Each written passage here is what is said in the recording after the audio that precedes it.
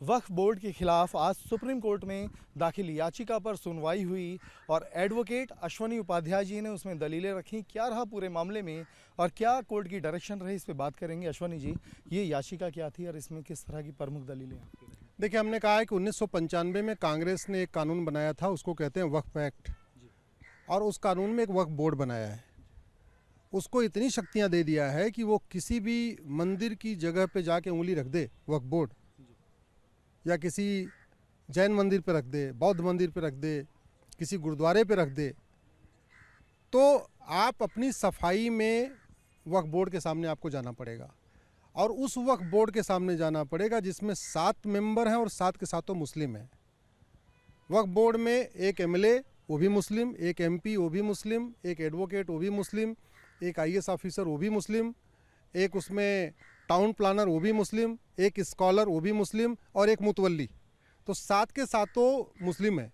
उनके सामने हिंदुओं को, जैन को, बौद्ध को, सिख को जाके अपनी दलील देनी पड़ेगी कि नहीं नहीं, ये ज़मीन तो हमारी है। तो स्वाभाविक सी बात, वो क्यों सुनेंगे? वो तो वहाँ पे पर्टिकुलर एक कम्युनिटी का ही प्रमोट करने के लिए बैठे हुए हैं। इसलिए मैंने कहा ये पूरी तरीके से संविधान के खिलाफ है। ये 7 के सातों सदस्य मुस्लिम है। भारत के किसी मज़ार, दरगाह और मस्जिद से 1 रुपये सरकार को मिलता नहीं है। इसके बावजूद सरकार करोड़ों रुपए उस बोर्ड के ऊपर खर्च कर रही है। उनको वेतन भत्ता, गाड़ी बंगला दे रही है, उनको ऑफिस का खर्चा दे रही है, सब कुछ दे रही है। दूसरा, हिंदू, जैन, बौद्ध और सिख, इनके लिए कोर्ट का दरवाज़ा बंद हो गया है। अगर इनकी ज़मीन के ऊपर वक्फ बोर्ड कहता नहीं ये तो वक्फी ज़मीन है, तो वो लोग बेचारे कोर्ट भी नहीं जा सकते, उनको मजबूरी में बोर्ड के सामने जाना पड़ेगा।